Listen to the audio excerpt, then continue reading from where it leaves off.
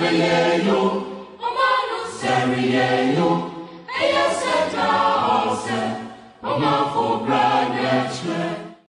evening to you wherever you are around the globe. This is your brother and friend Joshua of the New African Concept, and you are warmly welcome to another edition of the SANKOFA Shift. Here, we do nothing but retrieving the past to build the future. We believe strongly in Ghana. Ghana will make it. Africa will transform, and we are passionate about that. And that is why we are adding our voices to the many voices calling for change. And not only through advocacy, we are also committed to building a sustainable Ghana and Africa. Let me seize this opportunity to invite you to join the Leadwell Scholars. The Leadwell Scholars is the mentorship hub of what we do. That is at the New African Concept. Trust me, this Leadwell Scholars is a prestigious mentorship club that is brooding on our various campuses and in the communities. And I want to encourage you to be a part of it. Join as you go through a structured curriculum touching on various aspects, looking at your spiritual, social, intellectual, leadership, nation building, and several other issues. And I can assure you that as you pass out as a Leadwell Scholar, you will be more buoyant, confident, and then you will be a change maker. Now, on this platform, we started on Spiritism, and we'll be drawing down the curtains of it today. So far, we have said that 1, nations are successful not because of their geographical location or resource allocation, that is the natural resource allocation. Rather, nations are successful because of the quality of their value systems, and that rich and strong values will produce rich and strong nations, whilst weak and poor values will produce weak and poor nations.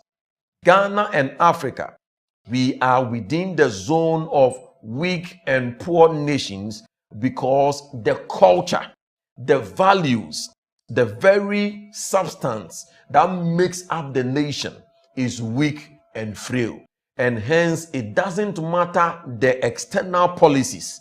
It doesn't matter the flamboyance of the external presentations. As long as the inside is weak, corrupt, and frail as we have it, we are not going anywhere. Now, beneath the values are worldviews or mindset.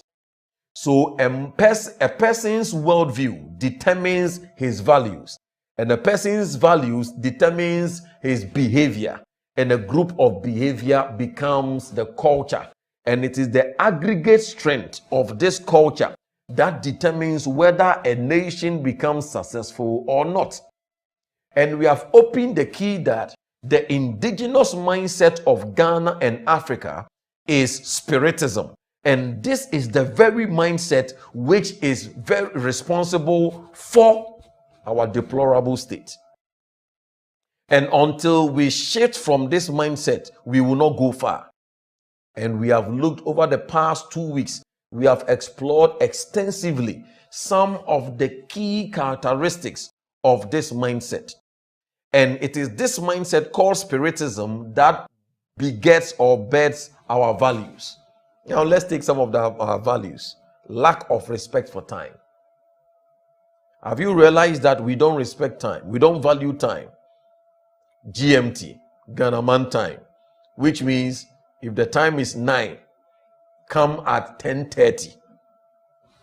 But we see a new tomorrow because we shall gravitate very soon towards the NMT, which is the New African Time. That's the NAT. The New African Time says that if the meeting starts at 9, by 8:55, we are all seated. Time consciousness is not a Western principle. It is a universal principle. So, the reason why we don't value time is because in our mindset called spiritism, se metumpon ewa brabomua, it is not so much of my hard work, my diligence, my commitment, my dedication. It is rather so much of the spirits. That is why we love to pray a lot or more than we work. It is because of the mindset called spiritism. It is because of spiritism that is why we love to pray more than we work. And look at our songs. Look at our movies. Nigerian movie, Ghanaian movie, Kumawood, here and there. Tebia, Abeyfo. Don't get me wrong. We are not denying their existence. We are talking of an over-reliance on them. So look at the things that the movies portray. In most cases, yeshe movie nasia, you can preempt how the movie will end. Mostly, you see a family na emunkrofo na aton room, there is nothing good about them.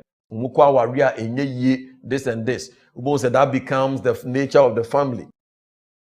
Then then we bring maybe Apostle John Pratt, who is the man of God. Then you come and pray. And then through his prayer, fire, fire. Then by the time you realize the veil over the family is opened, then this guy will go to travel from the village to the city. Let's say Accra. And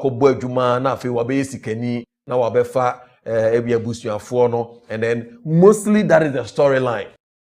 It is mostly a context between the devils or the demons, demonic activities, and then a powerful man of God bringing liberation. Yes, there is a place for that.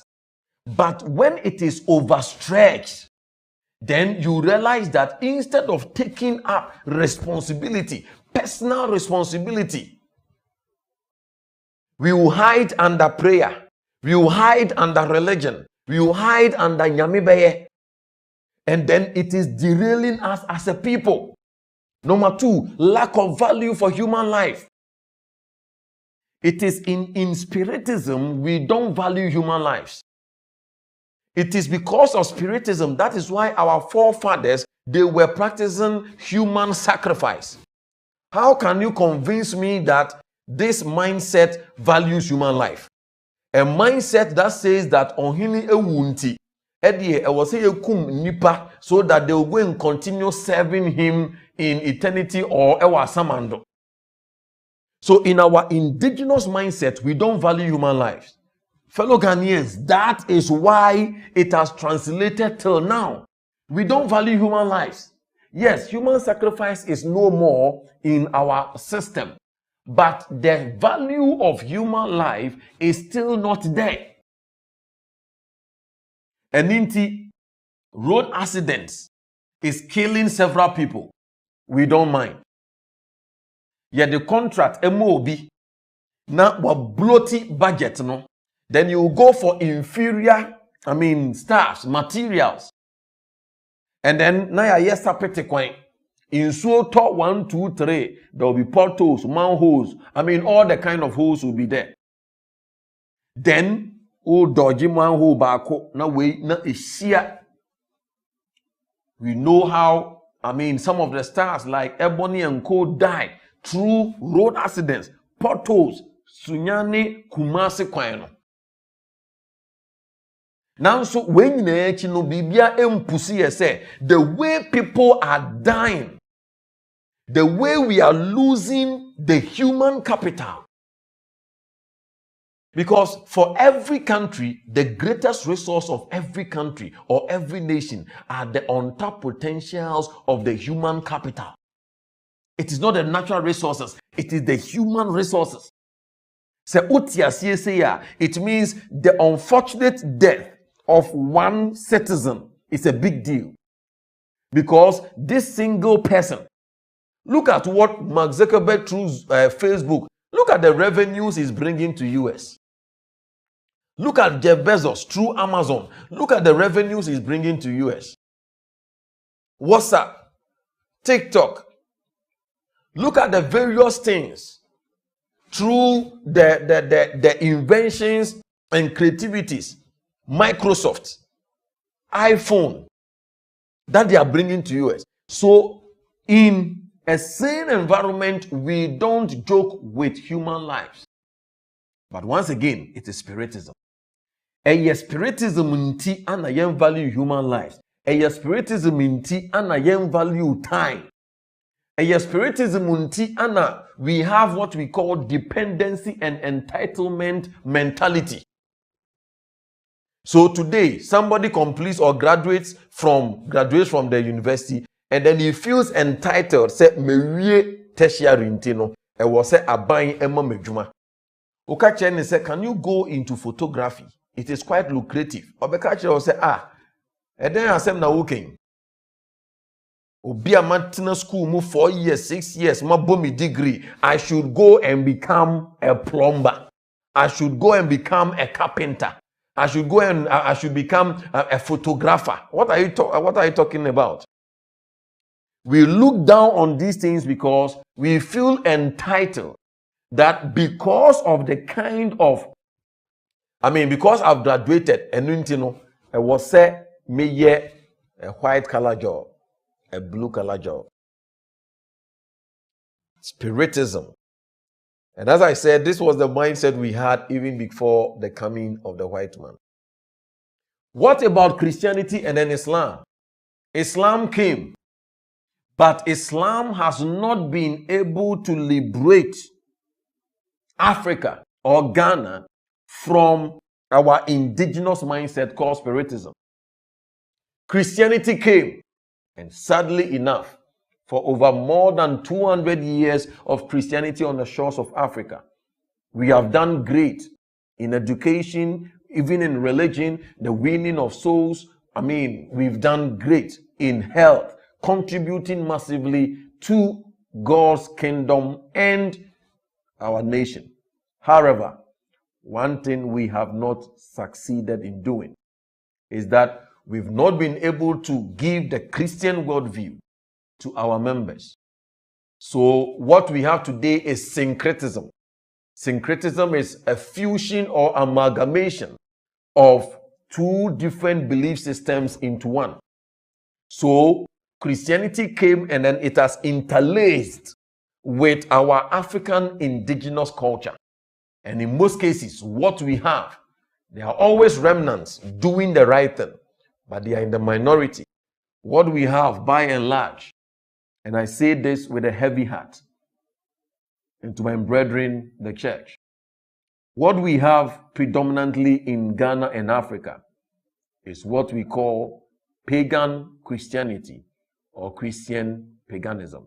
That is Christianity interlaced with our indigenous perspective or culture. Spiritism has fused with Christianity. And the worst thing is that we have gone into the scriptures and then we have taken scriptures out of context in order to sponsor and advance the spiritist perspective that we have. But as we've always said, we see a new tomorrow. And that is why we are sharing these things, so that we can have deeper conversations. Let us know what you think concerning these discussions we are having in the comment section. And we are on a journey. Now, with this, it prepares us for the historical analysis. We are now going to look at the formation of Ghana. Going into history, how was Ghana formed? And then we'll move through. It is going to be a long and enjoyable journey. In conclusion, for this session, the greatest weakness or the primary issue or the root cause of Ghana and Africa's predicament is the weakness of our mindset called spiritism. And until there is a shift in our mindset, there will be no policy or no set of policies or external superficial transformation that will be sustainable. If we want to really transform Ghana and Africa, then we must go deep and then shift from spiritism to something else. God richly bless you, and will come your way next week on the SANKOFA Shift.